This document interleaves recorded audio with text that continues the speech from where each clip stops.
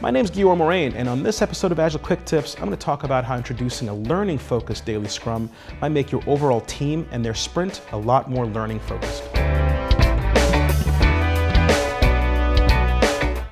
Typically, Scrum teams or Agile teams have a daily Scrum or daily stand-up that's focused on progress or activity. What did we accomplish? What did you achieve? What do you plan to achieve the next day? And what kinds of impediments have you had to making that progress? One thing that I found might really create a different dynamic for your team is having a more learning-oriented daily Scrum.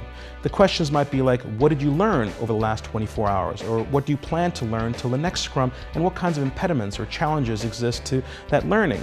This way, the focus isn't just on progress of delivery or what we can accomplish, but also puts the focus on what do we expect to learn and how we get better as a team as we go about learning that.